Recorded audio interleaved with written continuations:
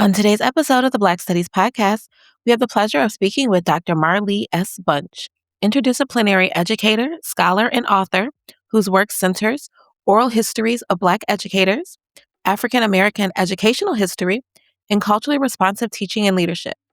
She's a National Academy of Education Spencer Postdoctoral Fellow and currently serves as a Senior Research Associate with the Samuel DeWitt Proctor Institute for Leadership, Equity, and Justice at Rutgers University, New Brunswick. Dr. Bunch has over a decade of experience teaching across secondary and post-secondary contexts and has held leadership roles in curriculum development, educator preparation, and community-based educational initiatives. In partnership with the University of Illinois and the Illinois State Board of Education, she also created 2 state-approved micro-credentials, one based on the magnitude of us and the other on Unlearning the Hush, designed to support educators' culturally responsive practice through sustained reflective learning. Dr. Bunch is the author of The Magnitude of Us, which received the Forward Indies Book of the Year Award, the Society of Professors of Education Outstanding Book Award, and the National Council of Teachers of English David H. Russell Award for Distinguished Research. Unlearning the Hush, Oral Histories of Black Female Educators in Mississippi in the Civil Rights Era, and Leveraging AI for Human-Centered Learning, Culturally Responsive and Social Emotional Classroom Practice in Grades 6-12, co-authored with Brittany R. Collins. Her scholarship appears in peer-reviewed journals and public-facing venues, including Radical Teacher, The Conversation, Black Perspectives, and NPR. Her work uses oral histories to center lived experience, preserve intergenerational memory, and honor the voices of Black educators whose stories are often absent from official records. Through scholarship, storytelling, and educator learning, Dr. Bunch works to illuminate voices, reminding us that the most meaningful learning happens when we center humanity, history, and hope. Hello, everyone, and welcome to another episode of the Black Studies Podcast. Today, we have the pleasure of speaking with Dr. Marlee S. Bunch, National Academy of Education Spencer Postdoctoral Fellow, and Senior Research Associate with the Samuel DeWitt Proctor Institute for Leadership, Equity, and Justice at Rutgers University in New Brunswick. How are you doing today, Dr. Bunch? I'm doing well. How are you? So good to be here with you. I'm doing pretty good. It's great to have you here. I'm So excited. I'm so excited.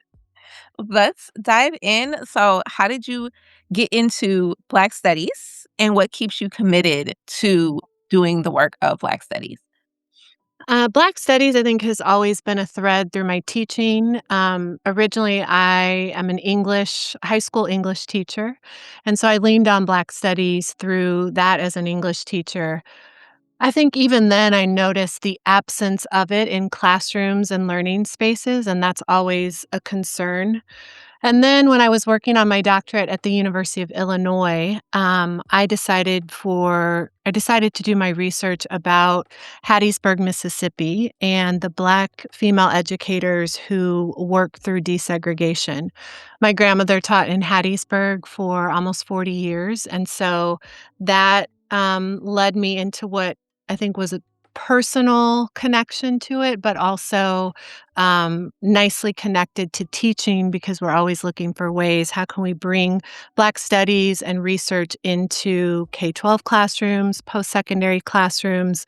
And so I'm committed to that, and I always try to find ways for my research to become actionable.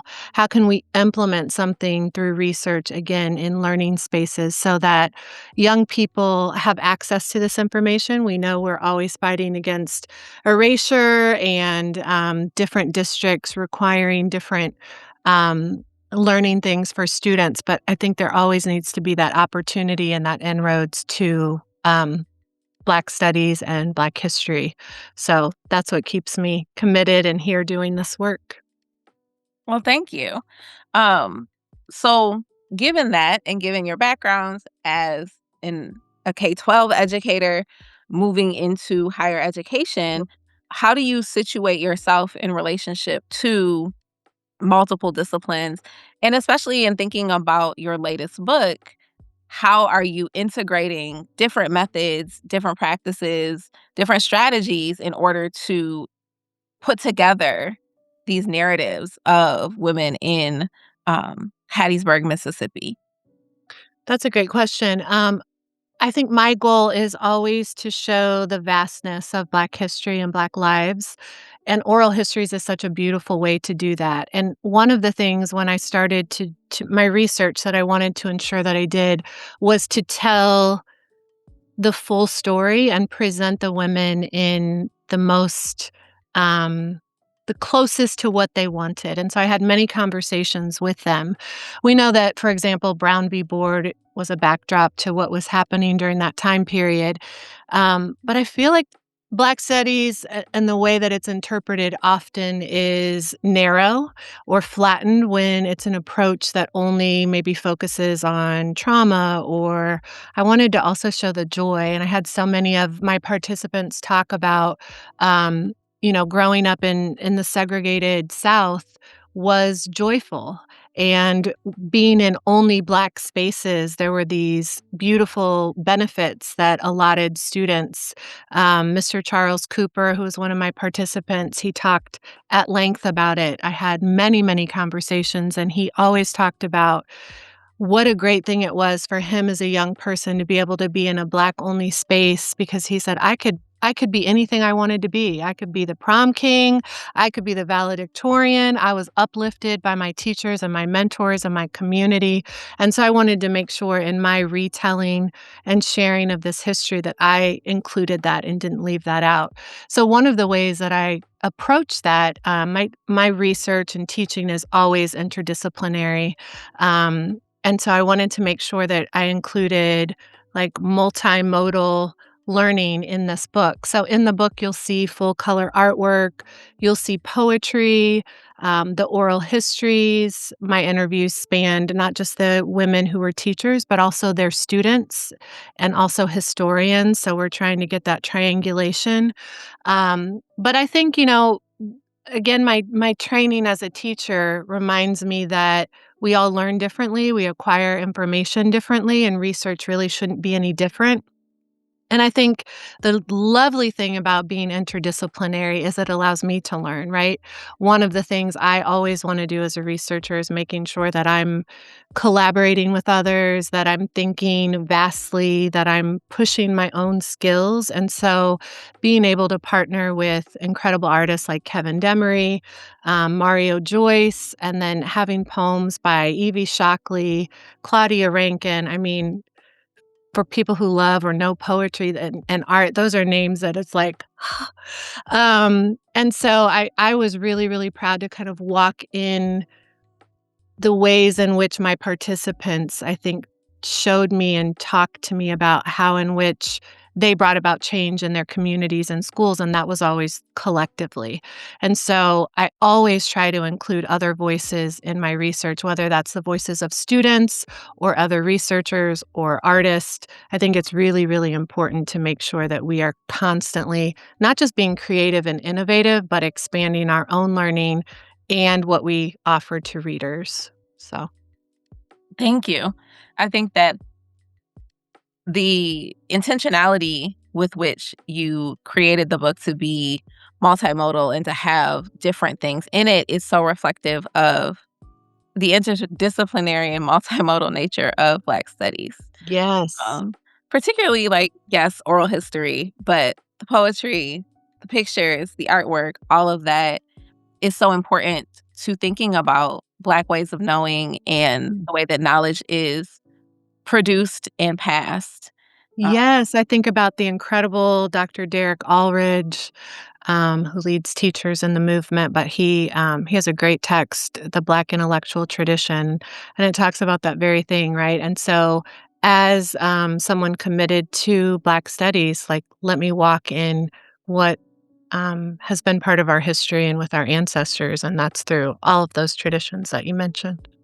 Absolutely. So you mentioned some, right? You've talked about how Black studies and Black history has influenced your work as a scholar and a teacher. Do you want to speak a little bit more about what that looks like pedagogically Mm. now, and maybe even like K-12 versus Mm. university? Yeah, so I think, as a K-12 with that lens, you're always thinking about how can I, um, challenge or expand curricula? How can I pair different texts together? How can I make learning hands-on? Those are all things that I think as trained, secondary teachers, we know how to do really well, and especially with something like English literature. And so, for example, often we have books that we have to teach, right? They're the adopted course text, and so Shakespeare is always one of those texts that's on it. I have always intentionally taught at schools that were diverse, and so that has always been a benefit. But when we think about like what connection might young people have to Shakespeare? And so as a teacher, you're like, okay, I need to think about contemporary text, poetry, music that was inspired by, Romeo and Juliet, all of the different ways that that text has been reimagined, I think is what made students excited, right? And that was a unit, for example, where I specifically brought in poetry because it allows you to kind of think in a culturally responsive way where you're bringing in other voices, different cultures, different backgrounds. To help kind of diversify, right, this anchor text that you're working with. And so when we think about the post-secondary world, I think about not only how are we preparing our pre-service teachers. I don't know that we talk enough about when we think about, for example, underrepresented histories, and equity and creating classrooms that are rich in diversity, we have to think about how we're preparing our pre-service teachers. And I feel like I had a great experience, with my pre-service training, but I was not prepared to walk into a classroom and know how to be culturally responsive, right? That's something that I had to learn or I leaned on from my own background. So when I think about how do we do that in these different classrooms, I think they're actually more similar than we think because it really is about using those culturally responsive practices, making sure that we're illuminating these underrepresented stories and histories. And stories, I think, oral history specifically, are such an easy way to bring other perspectives and cultures into the classroom because students seem naturally attracted to that. I would say the same with poetry. I think some of my most impactful moments in the classroom was when I exposed students to and not poetry in the big textbooks like I had when I was in school, right? We're talking about like poets who move you and are relatable and help connect past to present. And so I think about somebody like Claudia Rankin and Ashley Jones and Evie Shockley, where they're using, visual images. Citizen, for example, is by Claudia Rankin is a perfect example of ways in which we can vary and diversify how we share knowledge with others, right? She uses photographs and archival pieces and poems.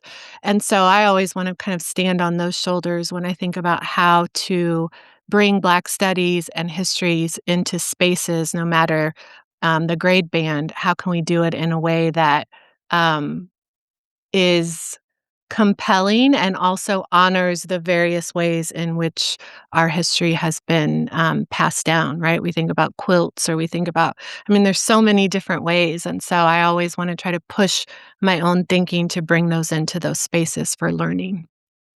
Thank you.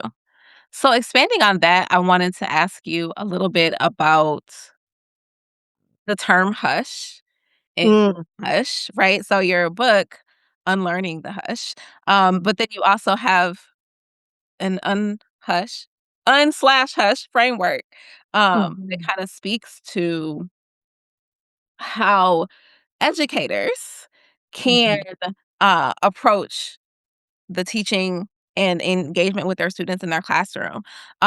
So one, do you want to speak a little bit about what motivated that naming of the book itself, what it represents, and how that also is reflective of what the framework can do? Absolutely. I think when I think about the title, and if you say, when was a moment that you unlearned the hush? I think in Black and brown spaces, many of us would be like, "I know what that means," right? I know exactly what that means, and I can think about moments in my own life where, that phrase is so applicable. Really, the phrase kind of was born out of a conversation with Dr. Joyce Ladner, who is in Unlearning the Hush. She is an incredible sociologist, educator, civil rights leader. And a question I asked her was, how do we, as we are navigating these times, and as I was writing, of course, we were in the middle of the murder of George Floyd, the pandemic. So, not too differently from where we are today. Um, and I said, how do we as educators make sure that we're continuing to leverage our voices to speak up against these things, even when we know there are spaces and schools that are not wanting us to do that? And she told a great story about how, the moment she found out about the murder of Emmett Till and her generation being similar in age to what young Emmett was at the time. And she said for her generation, they were never hushed. And it was like, oh, like we think about the time period, the racial restrictions and violence that were going on, and what a powerful thing. She was like, "We were never hushed because we heard that clarion call, and we felt like we had to answer it, and so we were gonna use our voices to enact change no matter what." And I thought, that is such an important lesson and reminder to hear, like, that's the path I wanna walk on, and so in those moments of fear, I just hear her words, and so then really that thread kind of went throughout all of the oral histories that I had the honor of listening to, and so I thought, "Okay, unlearning the hush, how do we always keep that top of mind when we're thinking about history, when we're thinking about, community activism, curriculum? How do we always do that self-check of, like, unlearning that hush that I think sometimes we default to because of all the systemic barriers and, long list of reasons why. But those oral histories were such a bright light of reason to unhush, which then created the framework. We know that most teachers, 80 plus percent of teachers are white. And so I think as I was writing The Magnitude of Us, which was really inspired by the same research, I wanted to think about, from that perspective, how could an educator walk into the classroom and maybe they haven't had life experiences or training, um, that has been multicultural, and so I wanted to create a framework that kind of took out the, intrepidation and the, like, "I have so many things on my plate, I don't wanna do one more thing." So I tried to reduce that. So I took all of the themes from the oral histories that I heard, and I came up with a framework that has the principles that I think are necessary to assess text, and also then to consider as you're either evaluating a lesson plan, pull one from online, or you're creating a new one, what does it need to have? And it needs to have unlearning, right? That UN is unlearning, and the N is naming our positionality. Like, can we name how we show up and where we come from and how we interact with others? And then the rest is the hush piece, which is histories, unlearning, stories, and healing, because ultimately those things are what we're working towards, right? Is to ultimately, it's a work in progress, but we all want that healing. And so it's just a quick way for teachers and educators at any grade level to, especially with AI, we think about what are you getting from the internet that you might be taking into your classroom? And that's just a quick way to assess, like, does it have these things? And if it does, that's kind of the foundational pieces to making sure that we are using culturally responsive practices for our students. Thank you. That's a good So question. you mentioned, the ways in which we might integrate or bringing AI into the classroom, and you also written on that. Um, so yeah, how do you? What are I guess? Can you say a little bit right about being culturally responsive with leveraging AI in a human centered way? Um, that's something we all are facing right now in Ooh. terms of whether we want it to be there or not, it's there. So, how do we make sure that it does remain human-centered and students can still learn.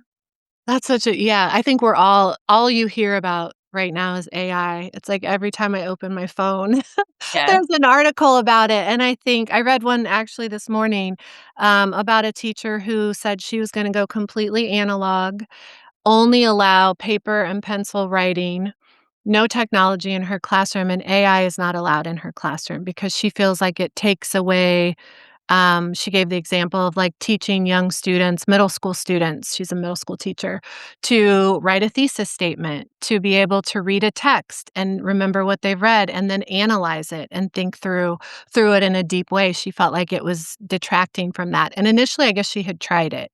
Um, and so it's interesting, I think there's either the approach of, "I'm not gonna use it and I'm gonna ban it," or, "I'm going to try to use it and do it in a responsible, ethical way."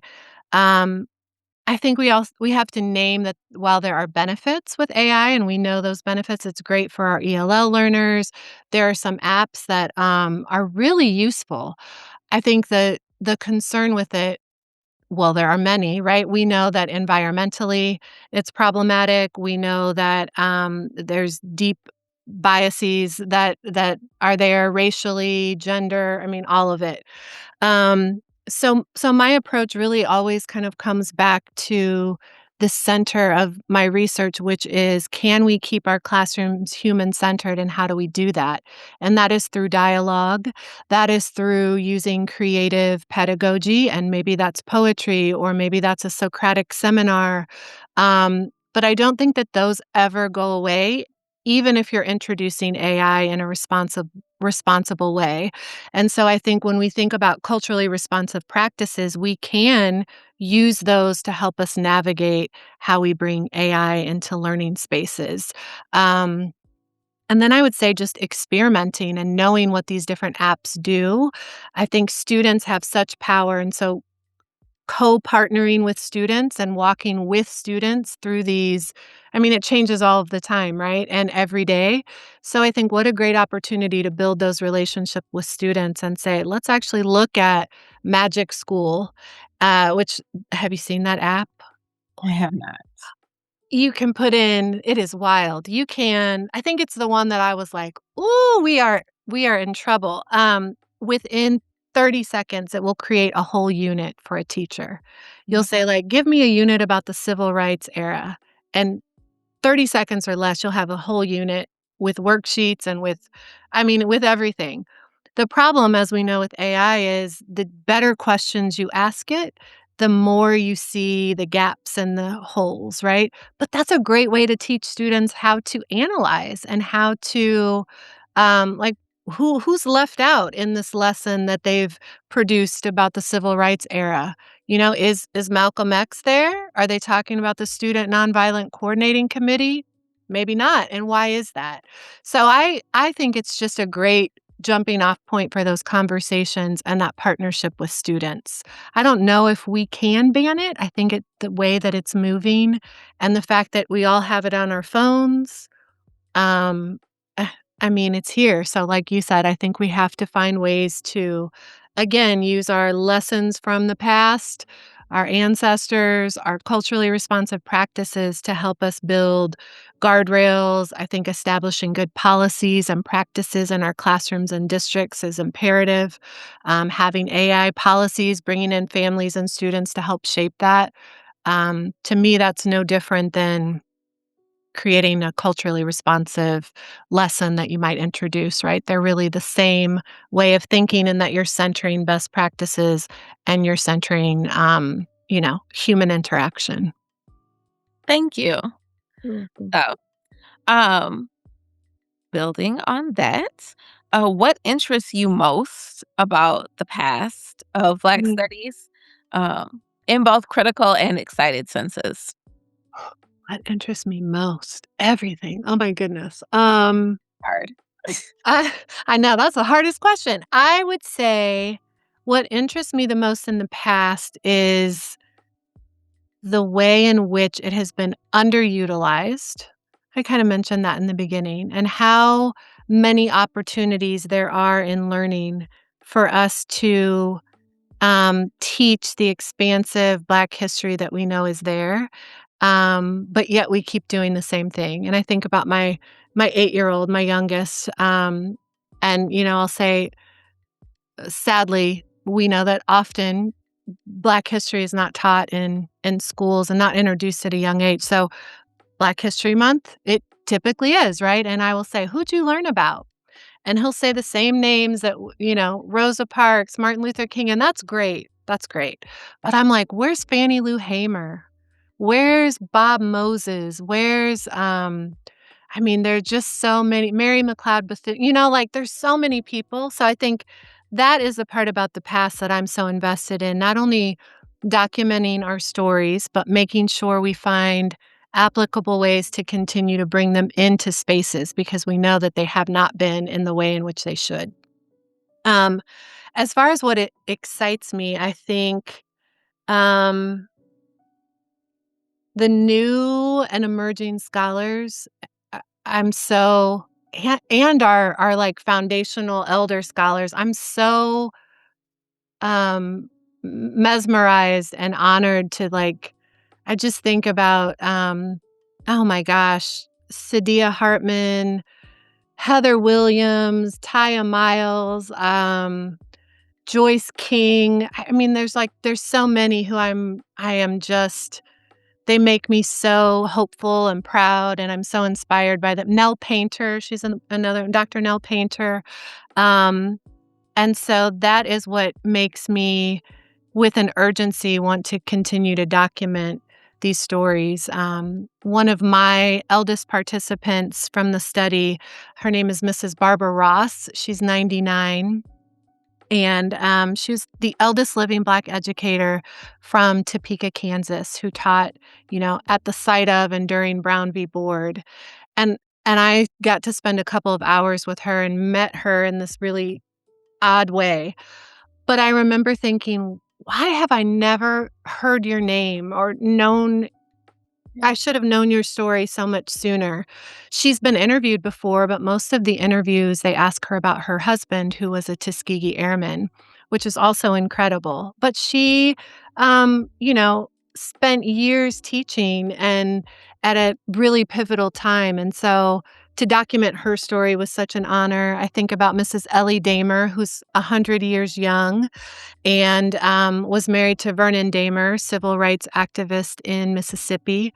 And both of them were pivotal in voting rights.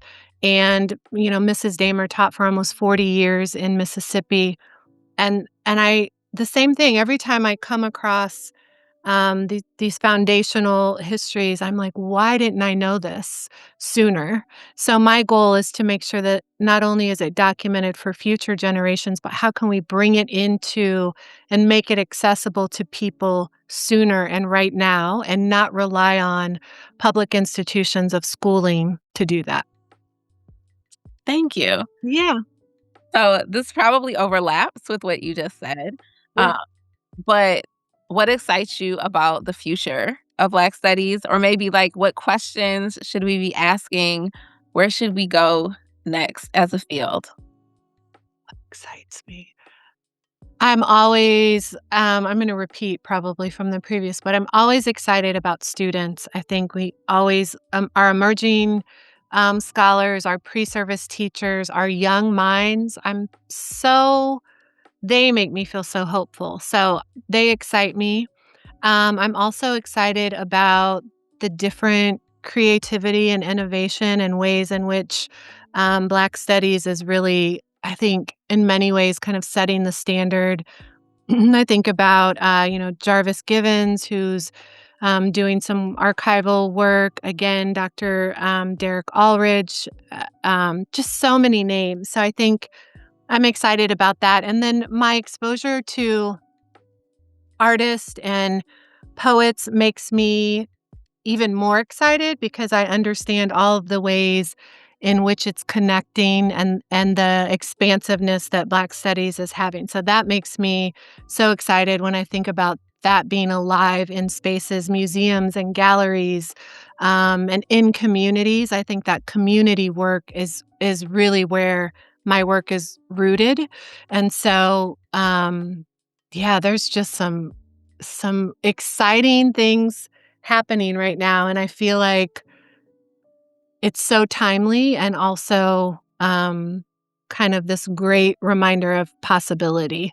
So, that makes me really, really excited. Thank you. Is there anything else you'd like to add or expand on? Um, I don't think so. I think, just remembering, I think staying rooted in our, collective history and our living legacies, is where I hope that we all can find ways to collaborate, align our work, continue doing what we're doing, and I'm so appreciative. I would say maybe the one thing that you didn't, that I didn't mention that I want to is the role of mentorship. Mhm. Um, that was such an important theme in Unlearning the Hush, and now and it's interesting because as an educator, I had always been a mentor to students. I had never had my own. My schooling experiences and educators that I had in my K-12 world were not diverse, and neither was the curriculum. But getting to, college changed that, and so I think as we move forward in Black studies and in this work, we always have to think about the important role of mentorship and, supporting, each other and young people because that, I think, has the ability to change a life, and so, I would just maybe end with that, staying rooted in those, practices. Well, thank you. I think that's a wonderful place to end it. So, thank you for your time. Thank you for your research. Thank you. Thank you for being here today. Thank you for having me. I really appreciate it.